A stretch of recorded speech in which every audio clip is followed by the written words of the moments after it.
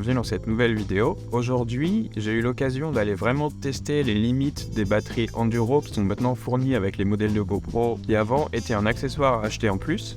Et du coup aujourd'hui ça a été l'occasion parce qu'on a une température négative de moins 15 degrés et je sais que les années précédentes, je pouvais vraiment pas utiliser ma GoPro l'hiver, surtout quand il y a des températures en dessous de moins 10 degrés et même en partant de chez moi avec la caméra chargée à 100%, rien que le fait de faire un peu de trajet en extérieur avec cette température, quand j'allumais ma caméra pour la première fois, j'étais déjà à 50% ou même des fois 30% de batterie, donc vraiment elle ne tenait pas dans des températures inférieures à moins 5 ou moins 10 degrés. Et du coup aujourd'hui par moins 15, je suis allé tester au maximum les capacités de cette batterie Enduro.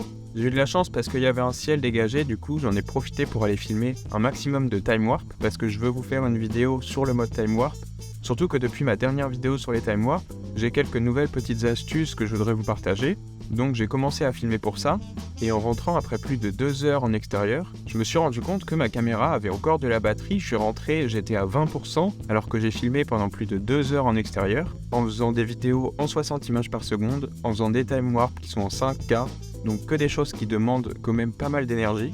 Et du coup j'ai été vraiment impressionné du changement qu'il y a entre les batteries d'avant de GoPro et les batteries Enduro. GoPro n'ont pas vraiment communiqué comment ils ont fait pour avoir ces batteries plus performantes dans des températures extrêmes, donc ça reste un peu un mystère, mais vraiment j'ai constaté aujourd'hui que ça marchait très bien. J'avais vu d'autres personnes sur YouTube dire que ça marchait bien, mais je pensais pas avoir des résultats aussi bons. Donc comme je vous disais, normalement l'hiver quand je pars avec ma GoPro, je l'ai au chaud dans ma poche et j'essaye de faire le plus vite possible parce que je sais que j'ai moins d'une heure devant moi avant que ma batterie soit complètement à sec. Et aujourd'hui, en 2 heures à l'extérieur, j'ai utilisé que 80% de ma batterie Enduro.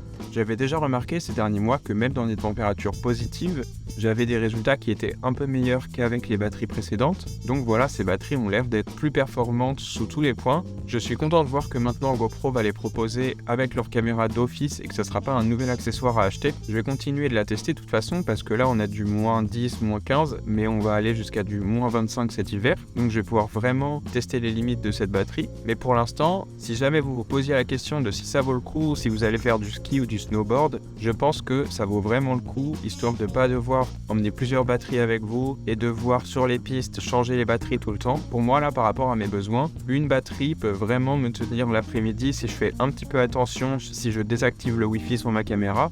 Donc voilà, j'ai été agréablement surpris. Je dois avouer que GoPro a fait du bon boulot et je pense qu'ils ont vraiment la batterie la plus performante pour leur caméra. J'ai même hésité à prendre une batterie externe sur moi aujourd'hui et au final, j'en ai pas eu du tout besoin. Là, je suis encore avec ma GoPro, je viens de rentrer chez moi et j'arrive à finir cette vidéo. Donc vraiment, j'aurais utilisé une batterie pour toute la journée. Je vais vous mettre quelques petits passages des time warp que j'ai filmés aujourd'hui.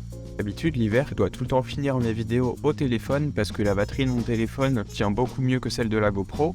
D'ailleurs, avec les nouvelles mises à jour qu'il y a sur les caméras GoPro, si votre caméra va s'éteindre à cause des températures trop froides, après l'avoir chargée à l'allumage, elle va vous prévenir qu'elle s'est éteinte à cause des températures négatives. C'est une mise à jour qui est très pratique parce que maintenant on comprend un petit peu mieux pourquoi est-ce que des fois les GoPro ont des bugs ou ont des problèmes et comme ça on peut mieux les adresser. Donc par exemple, si on avait ce problème avant et qu'on n'a pas une batterie Enduro, on sait que investir dans une batterie Enduro ça peut être une bonne idée. Donc bien sûr je ne vais pas vous pousser à la consommation et d'acheter absolument une batterie Enduro, vous faites comme vous voulez, mais si jamais en tout cas vous étiez en train de regarder pour vous acheter une nouvelle batterie et vous hésitez entre les batteries d'origine et les batteries Enduro, je vous conseillerais vraiment de partir sur celle-là. Je crois qu'elles sont seulement quelques euros plus chères et vraiment on voit une grande différence que ça soit en température normale, en température négative.